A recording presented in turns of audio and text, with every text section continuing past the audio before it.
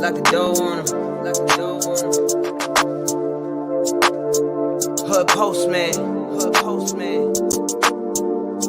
Reporting live. Reporting live.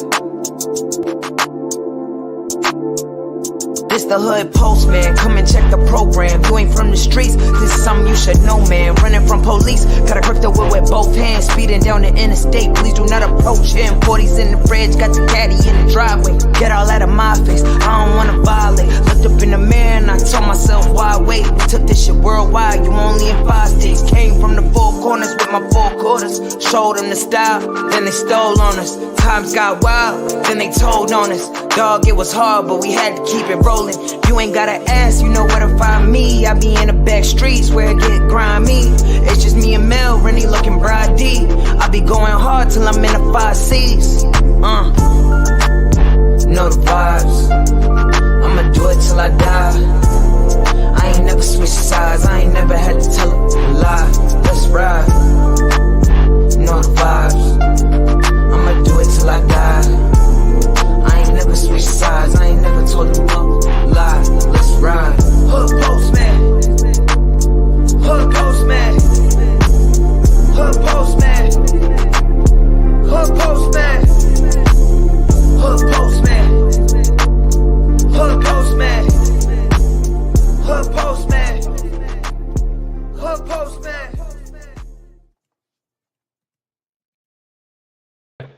Shout out to the Mailroom Nation, to the Mailroom Ghouls. I am Professor Melly Mail, the Hood Postman. It is Foolishness Friday, you guys. It's in the buffoonery, as O'Shea Duke Jackson would say, the buffoonery is at an all-time high. Let's get to it.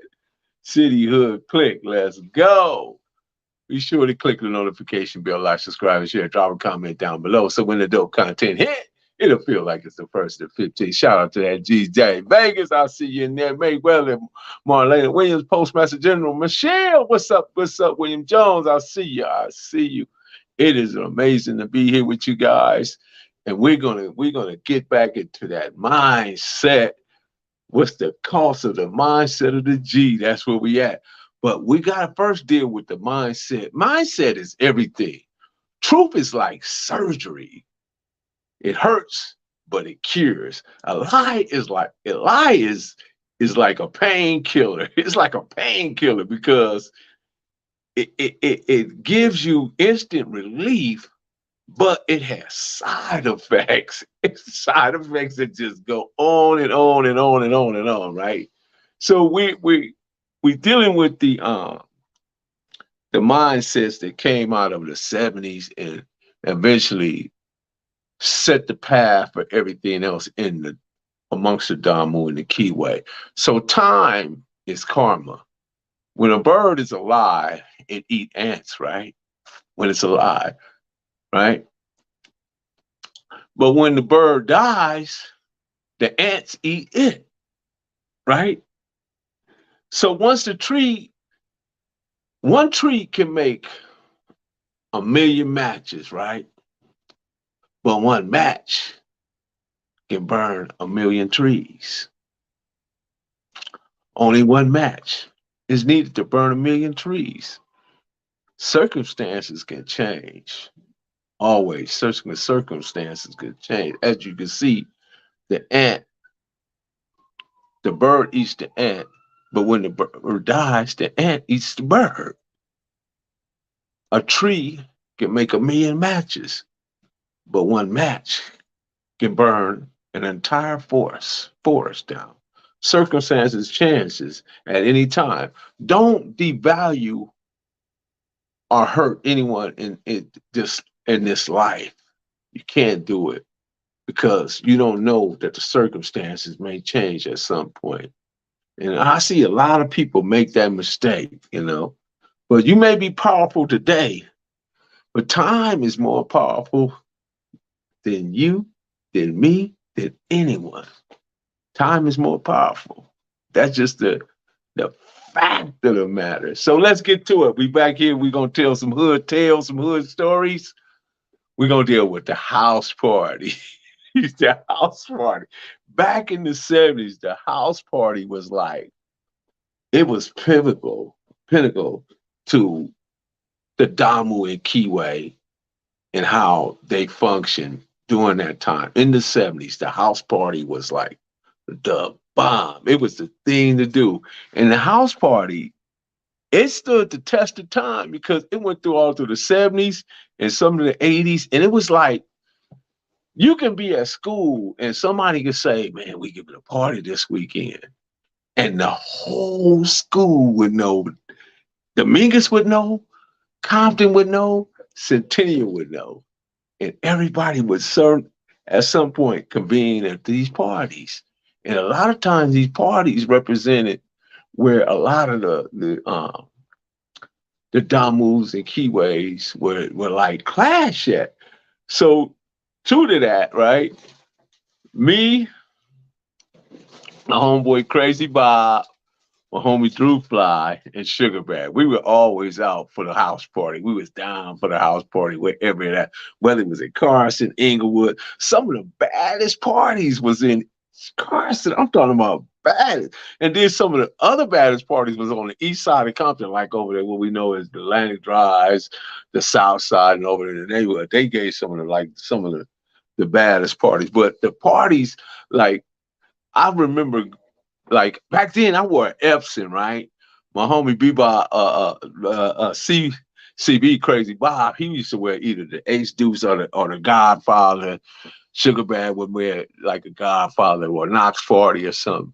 But back then people was decorating their hats, you know what I mean? We would put on the rolling shirts or a knit or I guess a Monte Carlo per se. And you had your Levi's be starched and creased, you know what I mean, or your khakis, and you had your suspenders, and Bob used to be like bartender. He would put the vest on. CB would put the vest on. He would have the matching hat. Or we would go downtown LA and get them waistline jackets. They had the waistline. They had the chocolate and the brown, the chocolate brown with the black leather, or the light blue with the dark blue leather, or the white and black leather. They had, it was two-tone leather pieces. There was waistline. So these was like some of the dress codes we was wearing back then, and with the Dutch boy hats and all that too. That went along with it. So this particular night, we I think Drew Fly had the Glass House party because Bob had the 6'5". Drew Fly had the 73 because Drew Fly had an accident. Remember when they used to do the Bunky Trash? Drew Fly fell off the back of a trash truck and got ran over by the trash truck, and they had to cash him out. So he went and bought a fresh Glass House. I think it was 73 Glass House. It had to be about 73, 74 when we was doing this. They bought him a fresh Glass House. So we bounced into the party. We go to Carson. So we in Carson, but at this time, I don't even know if Carson was even banging. No, matter of fact, we went to down there where they used to call it, where they call it Watergate in Wilmington. That was the first. Then we wind up back in Carson. But anyway, we run into this dude. His dude name was I'm gonna say his name. His name is Roby. I think he was from Compton Bishops. I knew who he was, and Sugar Bear knew who he was. CB didn't know who he was. And so I see him with a couple of chicks. So he spots us, and we lock on him, right? We lock in on him. But CB go crazy because CB, I think keep CB, back then it was easy for dudes to like another dude's chick. You know what I mean? It was always like vagina was always in the play, sometimes be in the mix of how some of these beefs got started and how dudes got into it, and some of how these wars erupted and things happened during that time. A lot of vagina had a lot to do with that. So, and this is one of those moments. CB get into it with Roby, but he was, for real, he was eyeing his chick. You know what I mean? I knew Roby, but CB don't draw down on the man and everything, and got him under the, you know what I mean? So this is like one of those moments where you have to step in because I went to school with dude. I went to school with him. I knew him. I knew his brother. I think his last name was Groves. I can't remember. It's Keith Groves, something Groves. But anyway, um, so you could see the fear in his eyes. You could see that he felt like this is gonna go real bad for him. You know what I mean? Because he got the 65. You know, he got 3, 4 chicks in his car. He ain't got none of his homies with him, and it's 4 of us. And this was one of those moments where I had to step in and just say, and this is why I talk about karma. There's a time when karma has to play its role, and you either get to pay then or later. And I chose to take care of the business at that point, and make sure that the guy was able to leave that circumstances unscathed because I went to school with him. You know, so there was a lot of that going on. You know, that during that time, that was when, you know, when bartender got shot. Let's see, Tam got shot, and there was countless of Crips that got shot. I remember when Robert Earl got shot, and it was just right after a party. It was a party. I think believe the party was on a Butis or something, but it was after a game, and this is the house party represented so much, and it was so pivotal. This was even when Tookie got into it with Jimmy Butler behind Jimmy Butler's sister. This is how crazy this stuff, all these beats really build over a period of time, and it was always based on because some dude like some chick or some dude like some dude's sister, and it always got interfered with what guys was doing it, and just escalated and took it to another level. I believe that may even played a part with Curtis Patrick and Ray Johnson. I'm not for sure about that. It's just my beliefs on that. And a lot of that stuff just happened, you know. So what's the cost of being a G? What's the cost of being a G is understanding fully what are the circumstances and what are the price you're going to pay either now or later by your actions. Or are you going to look at it from a rational position? Or are you going to think about what are the consequences and the circumstances that you can wind up in if you actually engage in this individual in the circumstances based on something so minuscule, you know, so minuscule. And it's I know I may not be explaining it right, and it's the only way I can explain it and not cause any type of upheaval or throw anybody under the bus. I have to kind of like duck and dodge around the details of some of these stories because some of these stories is so far out there, you can't possibly tell them. And then when you know that in the legal spirit, it hasn't been fully adjudicated, especially with people, you know what I mean? I've been walking in a house party, me, my brother-in-law Ron, we walking in the house party with my girl, and we walking in the house party, Stanley Pitts and Phil Johnson, them coming out to party. You know, they heated, we heated, you know what I mean? But it's just that we knew each other and we knew who we was, and we just rather just like ignore each other and just walk past each other versus say anything because it would take just a that little bit of situation to blow it up to that big of a situation. You understand? And sometimes you had to be, you had to be a lot smarter than some of the individuals that you ran with. I remember we were in another house party over in Linwood. It was right at the Linwood game, and me, Turtle, I believe Baby Gangster was there.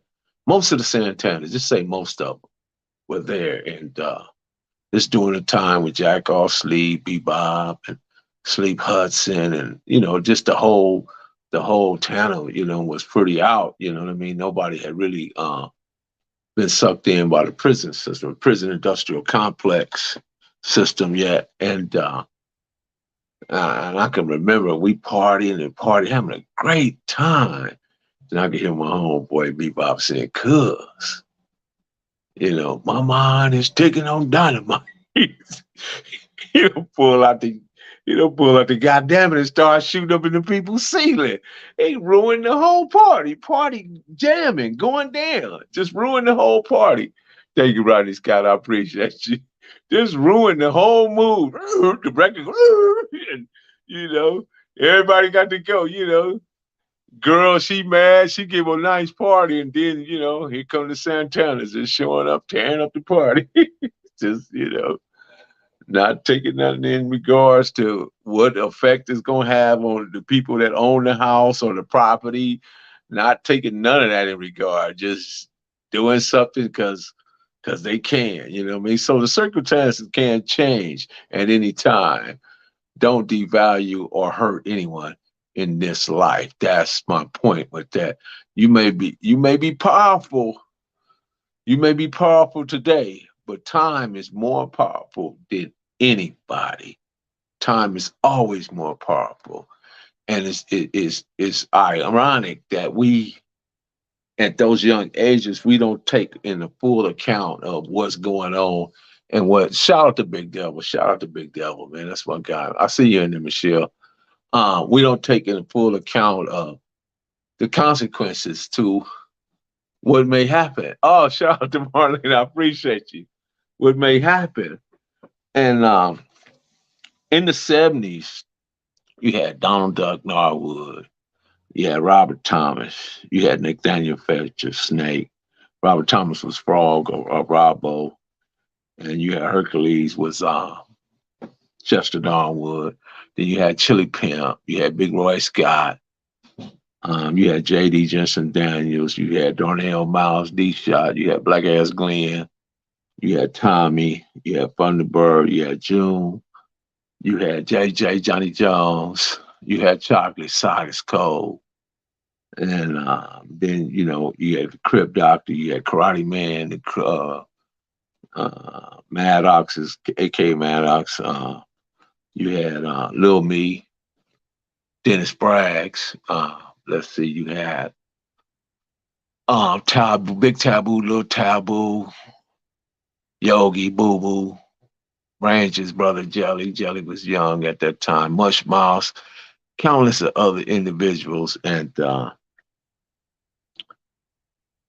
most of the stuff that I grew up with and learned as far as the how this game banging, the mechanism of it, and how it played was through Duck. Duck would take me and another homie, we used to roll with Duck. Duck was a character. Duck had just a real serious.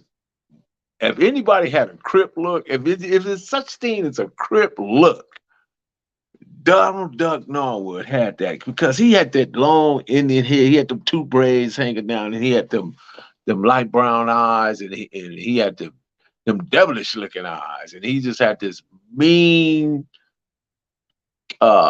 facial expression, you know what I mean, that probably would melt a whole box of ice cream if he just looked at it. But anyway, hanging out with him kind of gave me a platform to how I was going to, you know, bang in the sequence of game banging, because he was a businessman, because he had the extortion game, he had the drug game, he had the pimp game, and he was into a lot of stuff. I remember when he used to stay out there at McDonald. Was it McDonald? By McDonald, the Long Beach Airport, at Rochelle's, where they had it was, I think the hotel name was Rochelle's. They had the cleaners, liquor store. They had everything. It was a full functional hotel because they would have conventions out there. A lot of business people would fly into Long Beach because they would have hold a lot of conventions. And Duck would have 2 or 3 girls, and he set the girls down, and they get money, right there. And so I was exposed to that. And then, but he exposed me to the the hand game, a pistol game, and he also took me over to West Los Angeles where he had the girl. So this particular time he had the girl Gwen. I can't remember the other girl. So they in this house way deep on the west side with this guy, right?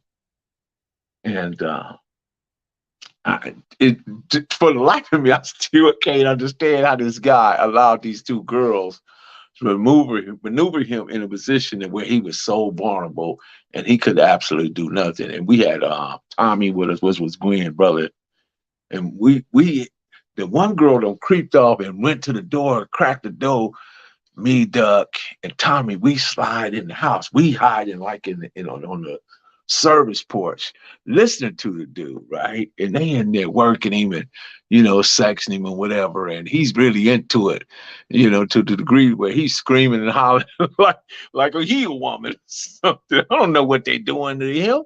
So when me and Duck and Tommy bust up in there, man, they got this dude tied up and they spanking him. Just the funniest thing ever. But anyway, he had like a briefcase of money, briefcase of angel dust at the time. That was the drug of choice at that time. And he had like big old things of change. Man, we cleaned him out, and it was like, and I'm not telling you guys this because it is of any importance. What I am saying is like, Curtis Patrick, what's happening, man? It's easy to get influenced by some of this stuff. You know what I mean? It's like, what was that guy? What was that little kid named? Lil Milton? I do hood rat stuff. Hanging out with Duck, I did hood rat stuff. And it was just funny, man, when I reflect back on some of this stuff and some of the things, that he used to do. Shout out to Curtis Patrick. That's the Curtis Patrick. That's the homeboy CP. That's his son right there, Curtis Patrick. Curtis Patrick is one of the main guys from the Oaks Park Businessman. Actually, his birthday is on 7/22, so he come out of that. Let's see, Giddy Donald Darwood, get the nickname Duck. Oh, how did he get it? Because the way he walked. Because the way he walked, he had that walk that he put them biscuits on, right? He put them biscuits on, put them Levi's on, and put that shirt on, put that Knox 40 on with them braids hanging down. And he had both feet angled out, like that, like a duck.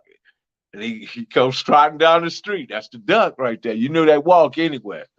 Everybody knew that walk.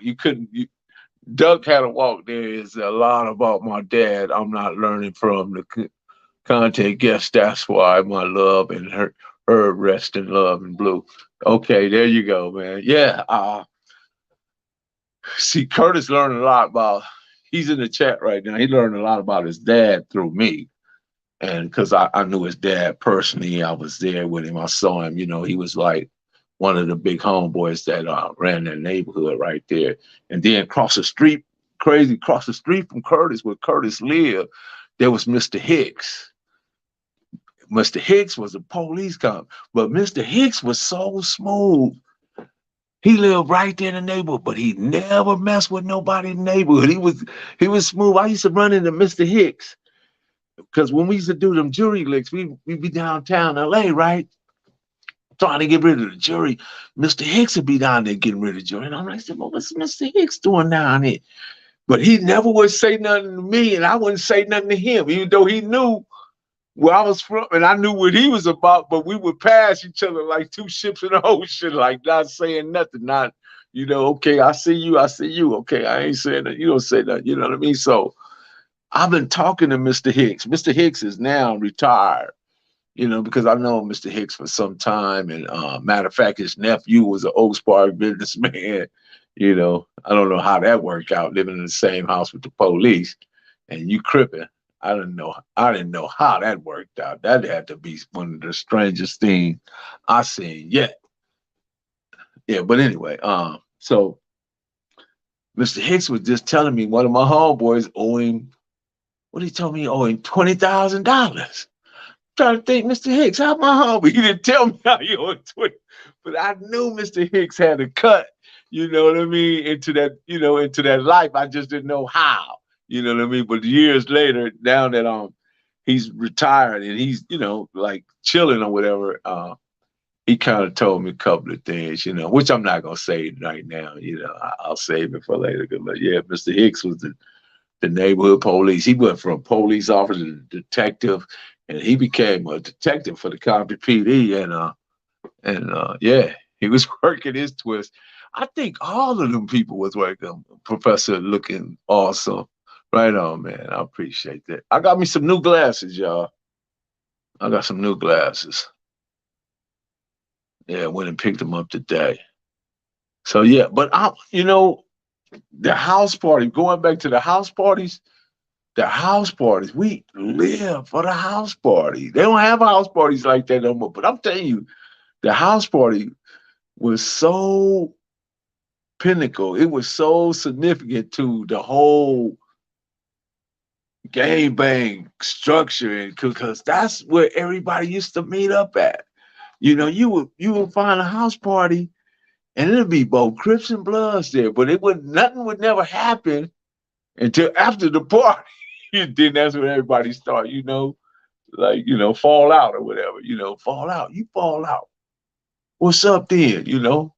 Head up, and stuff like that. That's where that type of talk came from. What's up, Xavier?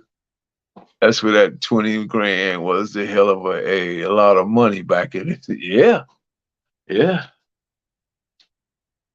yeah, exactly. But that just show you, man, you never know even how police and both police and dudes that's in their life, you really don't know how they moving until later on that you figure out everybody was really moving in the same circle. One just had a badge to move, and the other one didn't. You know what I mean? Because I tell people all the time, when they said, "What you went to the feds for?" I was running a pharmaceutical company without a license. That's my take on it. Fairfield tapping in. What's up, Fairfield? Bay business. That's up. You up there with my boy Lil D. BD out of Oakland. Lil Darryl Reed, Lil partner, and my boy James Beasley, JB out of Frisco. They're my partners right there. Yep, they're my partners. Like what you hear. Yeah, Marlena, tell them again. So yeah, I mean, I got some stories to tell, but sometimes I get a little tired and my mind go blank, but I got just enormous of stories with my homie Gabo. I'm gonna tell you about. I had a girl, right? Her name was Betty. And Betty was like she was one of a kind. Both her and her sister Betty and Barbara. They was both at one time. They was both my girls. But anyway, uh, Betty would do practically anything I told her, and she was very loyal to whatever my needs or wants were, and she took care of that the best she could. Her mother even tried to pay me to stop dealing with her, but I told her I wasn't the one. You need to convince her that. You need to convince your daughter that it's not me, it's her. And I don't know if she even really believed what I was telling her, but it was the truth. But anyway, we get into it with some cats, right? So my knock gang was real good as far as knocking cars and trucks and stuff. I can get in a car and bam, bam, bam, be gone. I could side column or peel the butterfly or whatever, screw the bar in or whatever with the dent puller screw and all that craftsman. Hit the centerpiece, screw, bam, knock it out, or just go to the side column, pull the butterfly and fire it up. Gone. It wouldn't take me no less. 5 minutes tops. I'll be out of there. But anyway, I get a truck, right? And we trying to get at these cats. And what I did, I told Gabo, we get in the back of the truck, right? And we laid down, like in the bed of the truck. It was like, I think it was a Ford or something. We laid in the back, but it was, it was a G-Ride. We laid in the back. So we had Betty to drive. Betty come creeping down the street.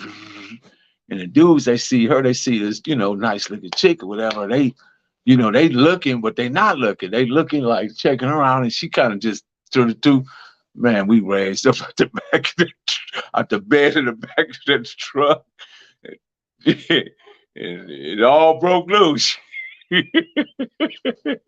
But that's just you know how my mind worked back then. You know what I mean? I was always trying to figure out a way to take their they offense away them and just put them strictly on the defense. You know, where they couldn't even defend themselves. They had to just get out of Dodge or suffer the consequences. That's just what it was. And nobody, they didn't suspect that. You know, a truck rolling down the street, you see this nice looking girl drive it. In your mind, you wouldn't even think about somebody's laying in the back of the bed of the truck. And then when they get in front of you, two dudes raise up blazing. You know, and it's not to glorify it or nothing like that, nothing like that. But I'm just, sharing because some people thought I was just, I'm a good person now. But I did some stuff that wasn't necessarily good. And I had a lot of forgiveness I had to do. And I had to go through a lot of things to get to where I'm at now, you know what I mean? So that took praying, that took therapy, that took understanding because understanding is deeper than knowing or knowledge because there's many people that know you but very few who understand you. So you got when you get to those certain understandings and certain philosophies and you begin to understand that karma, time and karma, when it just don't have no expiration date. And if you don't take care of that, if you don't eliminate that circumstance off your conscious, or you don't deal with it in a way to where you actually find forgiveness and hopefully you didn't hurt nobody. Because if you hurt somebody, then the height, the tension of that circumstance become higher. There's a higher price to pay, And I think I've been fortunate in that regard. Definitely fortunate in that regard. So, you know, going to school, getting knowledge, even times walking from Compton College and stuff, and and getting away from certain type of stereotypes and mindsets, and figuring out that I didn't really need to be in that. It took some time, and it took some growth, and it took some self evaluation. It took like looking in the mirror and saying, because I didn't want to be that guy to say, which way did he go? Which way did he go? I didn't want to be that. I didn't want to become that person. So yeah. It's let me see. Anybody got any questions in regards to some of this stuff? Here we go. Yeah, the therapy was good, bro. It was real good. The yoga and just learning breathing techniques and then learning going back and dealing with those life lessons and freeing myself from ancestral trauma and mastering soul lessons and cultivating space so the abundance can flow. Let's see. What'd you say, Howard? Yeah. Well, you're right. I mean, they was cool, Rodney. I say they very helpful. You know what I'm gonna do though?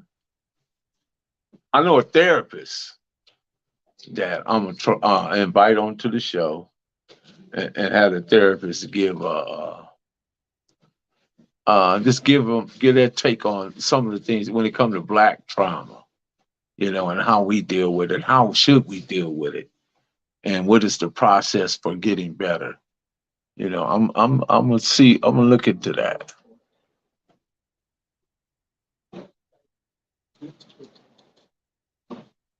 Oh,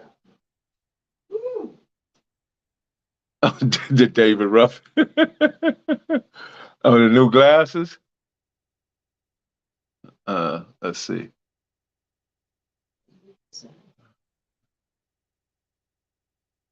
I can tell you what, I could see a lot better. I'll tell you that.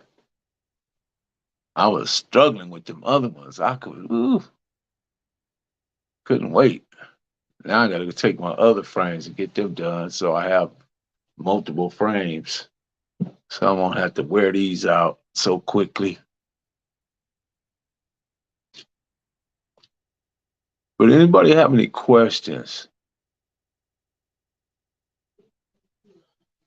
As to the homie Sugar Bad was my cousin, right? he was a funny guy too. I remember well, wasn't that Ron that went to jail? Was that Ron that went to jail when me and Sugar Bear was gonna break him out, go break him out? Oh, that was Bear that went to jail, and me and Ron was gonna go break. Me and Drew was gonna go break him out. Yeah, we was gonna go break him out of jail.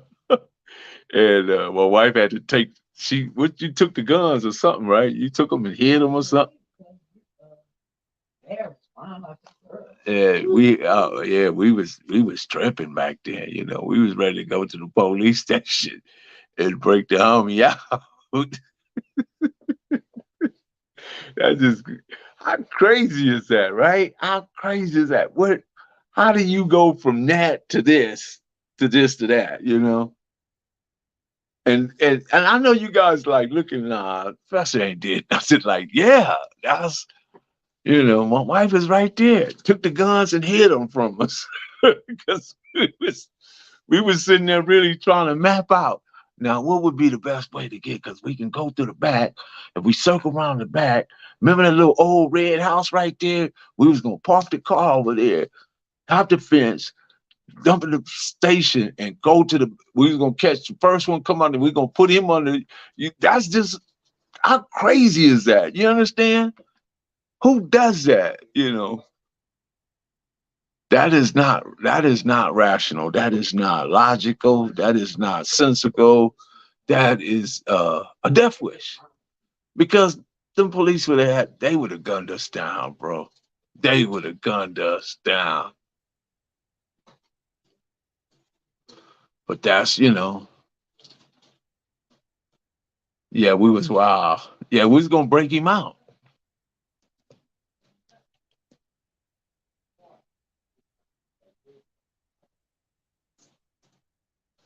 Yeah. Yoga and martial arts helped. He did that was part of it. I had to find some discipline. Even though I grew up under a very structured life, and then there was Robert Banks who was part of the SLA. He taught us all the martial arts and discipline, and he was the one that actually took down the National Guard Army for all the M16s over there. So yeah, we was always around as kids in the '70s. I'm telling you, the '70s was wild.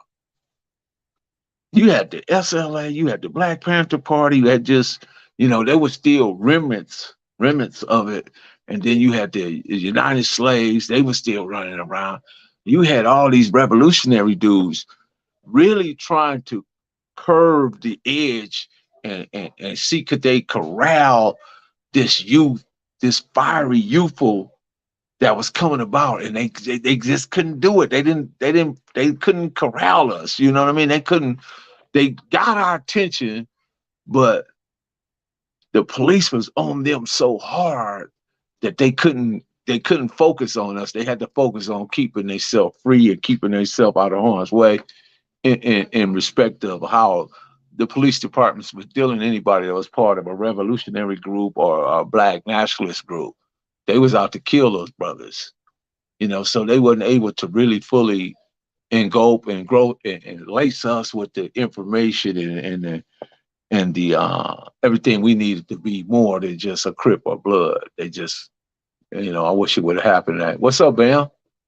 I just wish we would have got that part. Although I listened to a lot of the lessons. I listened.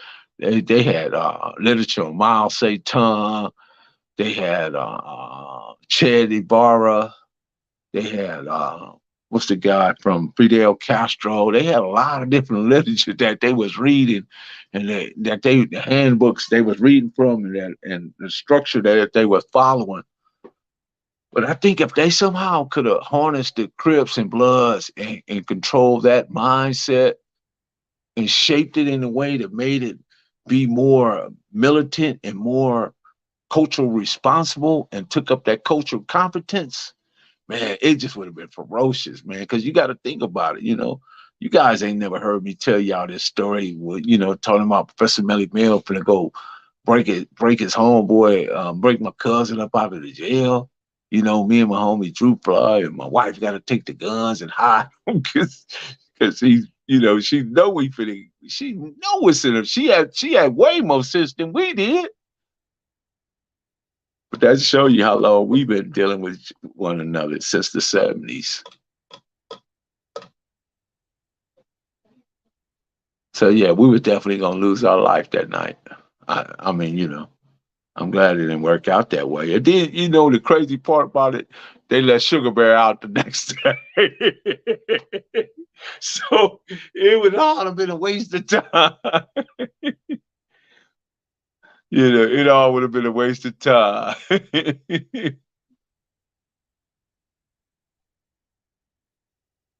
Yeah, that came along. That came along a little later. You know what I mean? Dudes pick up that acronym and attached it later on. But yeah, I mean, it sounds nice. I think that's where it should be. In my opinion, I think that would have went really well.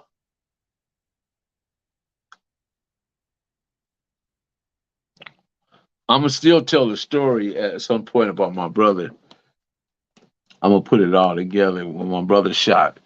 My brother shot two police, and yeah, we're gonna find a day to tell that story. That's a very interesting story right there. That's my same brother that shot the dude that was chasing me that day with the knife, and he shot the dude in the hand, and he dropped a knife and he ran off. We didn't see him for a week or two later. When we saw him, his whole arm and stuff was bandaged up, where he had got shot. Yeah, so yeah, I'm gonna tell you that story. There's multiple stories to tell about CB, Sugar Bear, Big Mac, Drew Fly. Um, then not counting the ones with Duck and Robert Thomas, my homeboy Gary Miller. Shout out to Carmen Miller, our brother. He took me to the Raw Snyders. He took me down there to Raw Snyders. We got an AR. We got an AR and a couple of Ninas, and we going down there on a lick, not knowing fully that these dudes thinking they finna rob us. Crazy stuff, Gary at that time, Gary was living over there by 74 Hoover, Gary the Governor Miller. Yeah, he was living by the 74, and he knew they had I think a water spot down there. I think the Ross Snyder's was known for water back then. Yeah. But anyway, it's just funny times, man. But every time we did something, we always wind up at a house party. That was what the 70s was, just the house parties, waistline leather jackets, Levi's, suspenders, Epsons, Ace Deuces, Godfathers, CB breaking out in a robot all over the place. All these hardcore Crips roboting and pop locking at the same time. I don't even know how did that look? How did that go together? Only a schoolboy crush, a love of your own. And some of those songs that was what about Heat Wave? Too Hot to Handle. What was that? Ain't No Half Stepping. There was another one. Always Forever. Yeah. Everybody, that's when they used to cut the lights out and everybody find them a dance partner, girl, and be grinding. We used to be all at the me, Turtle, and all of us used to be all at the workshop. The workshop was on what was the workshop on? Western and 90 something in the 90 hood, right? We used to be all up there deep. And in the back of the workshop, they used to keep it real dark in there, man. That was a great spot. You get your girl up there and be grinding all on her, dry humping and carrying community resources, independent people. So anybody got any questions?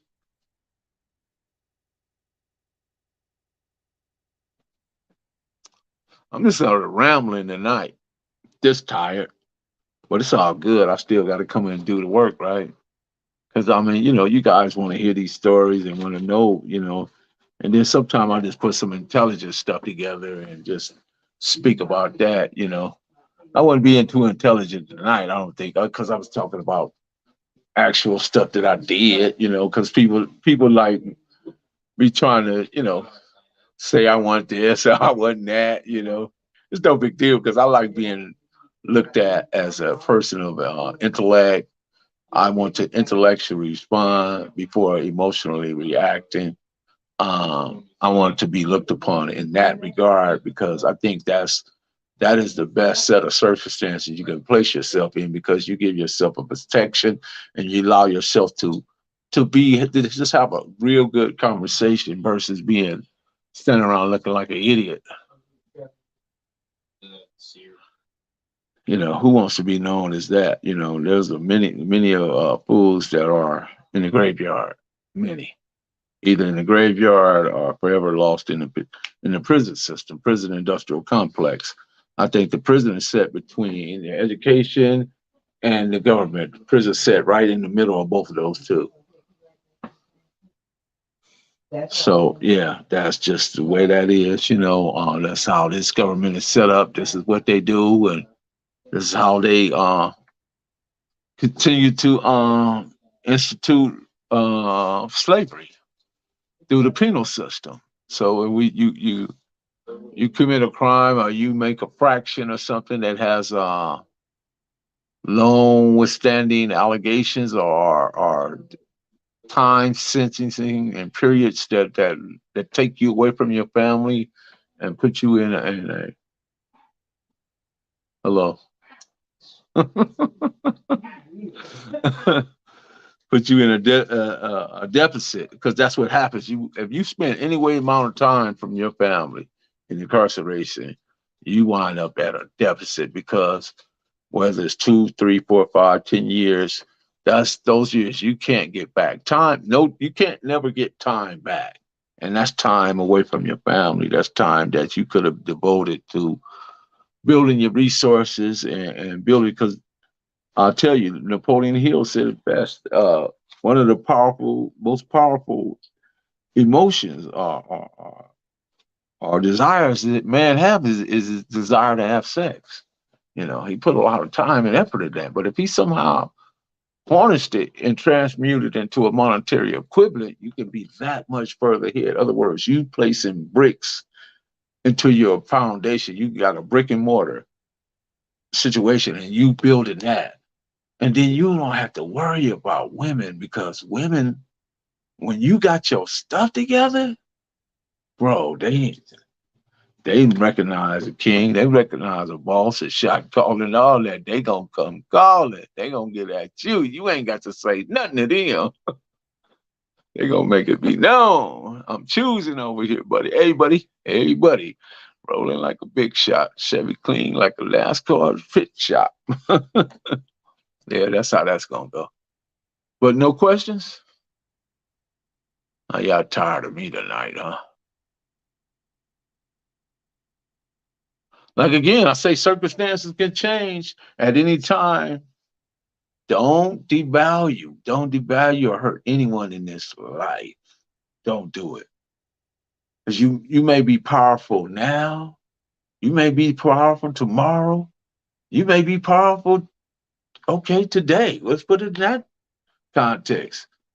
But time is more powerful than me, than you, than him and her. It just, time supersedes all that. And then that karma come back and slap you in the face. Again, when a bird is alive, he eats ants. When a bird dies, he has the ants eat him. you know? See how that changes up? One tree can be made into a million matches. One tree, right? But only one match is needed to burn down a million trees. See, that's the change of circumstances right there I just gave y'all. Slim dude, real talk. You know, that's the change of circumstances I just gave y'all. So circumstances can change. Always know that. Don't take nothing for granted, and don't take something that that you don't have no. We powerless over situations, people, situations. We powerless over that stuff. Can't control that. You can't control no woman, and no woman can't control no man. All you can do is try to enjoy them and have a good time. Don't happen. Hey, adios. So what's going on, Marlena? Where you at? Big Dale, what's happening, man? You at work? Let's see what happened. California was probably the most fun in the 70s, but it was treacherous and hella dangerous in the 80s and 90s. Yeah, because once the 80s and 90s came, and the prison industrial complex was at an all-time high, and they was building prisons like, and once this ton of cocaine, a megaton of cocaine was dropped in LA. See, you got to understand, in 1978, we lost Mac Thomas. 1979, we lost Raymond Lee Washington, Ricky Silas. We lost Stanley Tookie Williams. We lost the whole that leadership that we knew. I don't know what Mad Dog was at that time. I don't know what year Mad Dog had, but Big Mad Dog was a force to be reckoned with too. He ran that whole East Side. Yeah. So Big David. Yeah. So once you lost that, now everybody is, kind of just trying to feel their way through it. And then that cocaine hit, man. Now you got the emergence of individuals that were never even part of it, but they were somehow able to figure out the cocaine game good enough to make some thousands of dollars, and some of them made millions of dollars.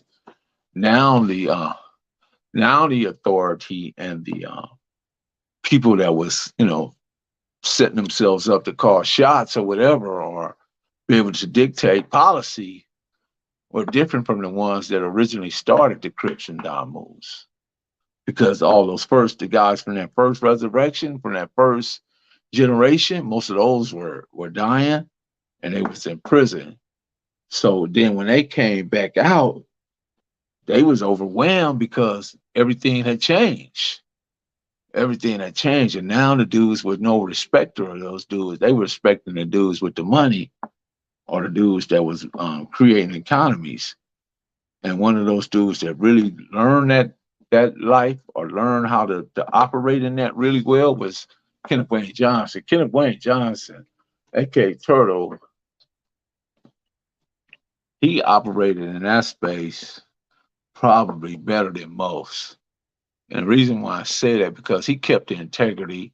He also kept the ability to understand that Killer Wayne and Donald Duck Norwood and all them dudes, that they meant something. They were pillars. The Curtis Patchers, they was pillars in that sequence, in that neighborhood, right? So he gave them their utmost respect, but at the same time, he let it be known that, hey, I create this economy. Everybody can come over here and partake in it. Everybody can eat off of it. Everybody can be a part of it. He didn't discriminate. He didn't hold back. He didn't cut nobody off. He made sure that everybody was a part of it.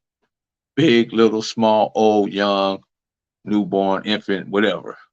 However the youngsters call it now. Even though they wasn't around, I'm just using that as an example. But let's show you how vast his thinking, and how charismatic he was, and how he was able to put together this vast empire.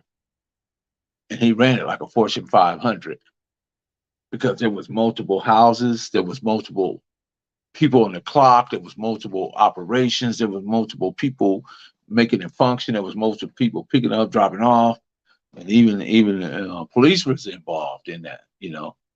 They were involved in it. They got they picked up their cut, they picked up their money, they picked up their dope.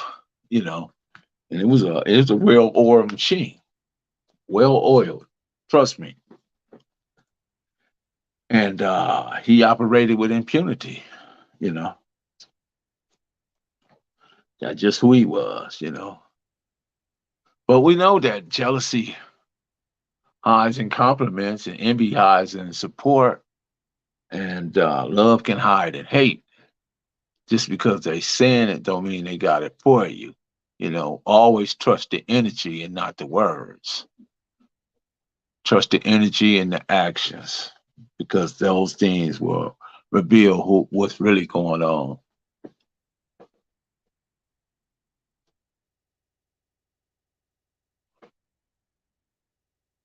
Yep, yeah, exactly. You're right, dog, man. Like water, it can kill you or nourish you. People don't even know that too much water uh, can kill you. Art Lab, bro. Keep Mac trucking. Yeah. Yes, sir. Finishing up before I head out. Right on, Big Dale. Real besides Blondie and Lad, who are some of the well-known patrol officers in Texas? Preston, Gilbert Cross, Big Red and Little Red. There was a few of them, bro. Bookman. There was a few of them. Reggie Wright, Beckman, white boy Beckman before he left. There's a few of them. I seen my homie Big J Dog whoop about half the Compton police station. Big J Dog wasn't no joke. That's another homeboy that we don't talk about. But yeah, but Big Jonesy, Big J Turtle used to call him Big J Doggy, Big J Doggy. Yeah, whooped him, literally whooped him.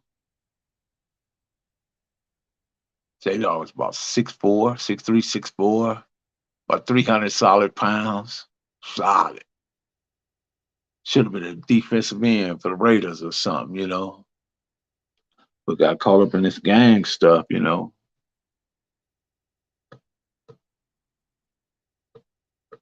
Again, truth, mindsets is everything. Truth is like a surgery. It hurts. It hurts, bro. But it cures.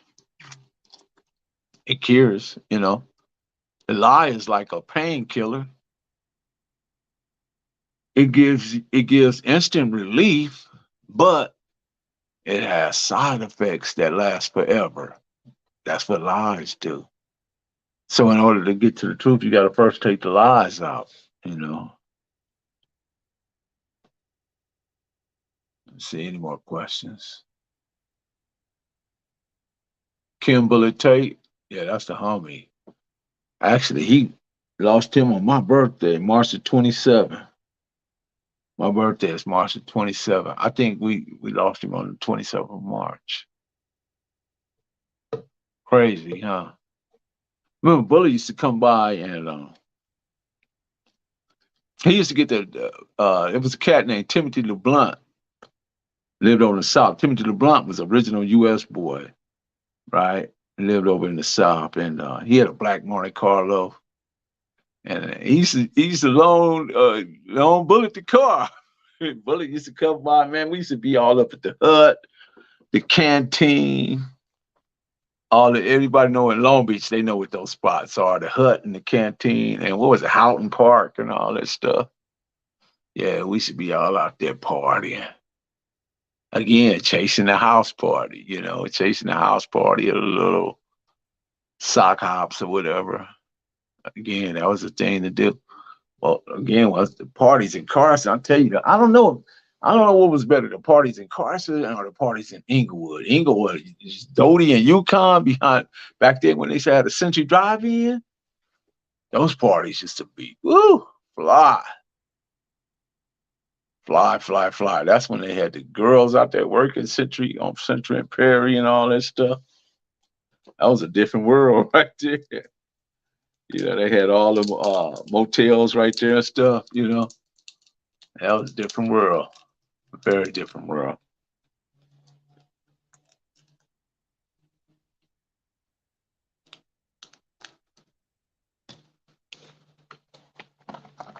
So hopefully, I'll do some more reaction. But I found, you know what? I found this right. No, I ain't gonna put that. I'll wait till tomorrow to do that. We'll do that tomorrow. It's funny because we was talking. Remember, we was talking about the booty band. I found some clips of the guy. What's the guy name? Finesse Jones. Finesse Johnson. What's Jones? Whatever his name is. When he said, "I like you, I want you." And we can do one or two things. You can give it to me, I'm gonna take it. Yeah, I found that clip. But anyway, I thought it was poignant to some of the stuff we were talking about. But we ain't gonna hark on that. We're not gonna hark on that. We ain't gonna go down that rabbit hole. But anyway, I'm Professor Melly Mel, the Hood Postman. It's been an hour. I spent the hour up in here rambling. Hope you guys got something from it, something you can hold on to. Like I said, I talked about time and karma. When a bird is alive, it eats ants. When it has died, the ant eats it. So yeah, we talked about one tree can be made into a million matches, and but only one matchstick is needed to burn down a million trees. And circumstances can change, at any time. That's just the way that works. Don't take none of this for granted, and just be wise and open minded. Don't close your mind. Don't let religion or anything limit you to a full understanding of what this life is. Because there's people that wants to control you and keep you regimented and keep you in a certain particular sphere. But you're much more than that. You're a beautiful people. You are life, you're light, you're love, you're beauty, you're the sweet truth. You are your joyful thoughts. Always know that. You see only the enlightened. And continue to increase yourself in intellect, wisdom, knowledge, and understanding, and purify your heart and mind. And let your entry be by the gate in truth and honor. And likewise, let your exit be by the gate in truth and honor. And always know that we the brick that the builder refused. We the visual and the inspiration, and the ones that make the ladies sing the blues. Chuck, chuck, chuck. Well, once again, I hope you guys enjoyed it. Got something from it. I hope I was able to at least deliver that part. Bernice Johnson, yeah. Yeah. Yeah. He's in the clip, yeah. Okay. Thank you. I appreciate everybody. Get that reference on it if you can. Yeah, we need to get them on here. I tried to tell them, listen, if they got a problem with anything I said, please come address it with me. We can go live. We can talk about it. I even get the therapist to come on and help them out, help them work through some of them issues, because it's all issues, right? It's all issues. Marlena Williams, Postmaster General. Michelle, how are you tonight? Everybody that tapped in, I appreciate you, dog, man. Definitely Rio, Rodney Scott, as usual. Appreciate you too, bro. Big Devil tapped in, the Bam tapped in, Antilab Bro Check tapped in, Slim, dude, he tapped in. Everybody that tapped in, I appreciate it. Be sure to like, subscribe, share, press the thumbs up, click the notification bell. So when the dope content hit, it'll feel like it's the 1st and 15th, man. Turkey Day is coming up. That's the best holiday for me because it's about family. It ain't about how the Thanksgiving, how in context how the United States put it together, but for us, it's family. We come together, we break bread, we watch a lot of football that day, and just eat really good. Eat till we can't eat till you drop and pass out. And you got to go on a diet for the next 2 or 3 weeks to get back to normal. But anyway, with that being said, I appreciate you guys. I really do.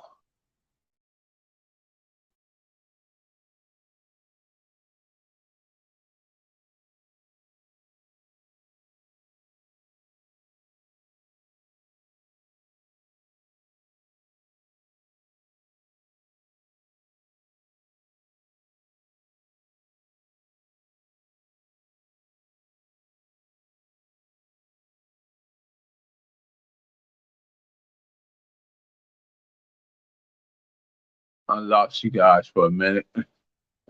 Yeah, but anyway, Professor Melly Mel, the Hood Postman. You know the vibe. Let's see. I'm really tired tonight, y'all. I'm struggling. Struggling to keep it straight. Perfect grind all the time, baby. Yeah. Cali finest, baby. Perfect grind all the time. Music money. Got a dollar sign. Hub City. I'm a street nigga. Streets fuck with me. I'ma keep pushing products till the fans get me. It's guap off top. Diamond Cartier. That nigga Wall won't give a bro bitch the time of day. They see me climbing. They see me shining. That's hard work.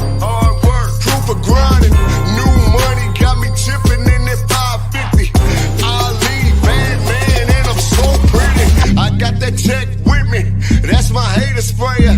Go big, grind now, nigga, play later. What can I say? I'm addicted to this paper stacking. And I don't talk about it. I just make it happen. Word on the block is that my shit go. Freaks for the low. Shout out to the Mailroom Nation and the Mailroom Goons. Marlena Williams, go ahead and lock the door. We gone.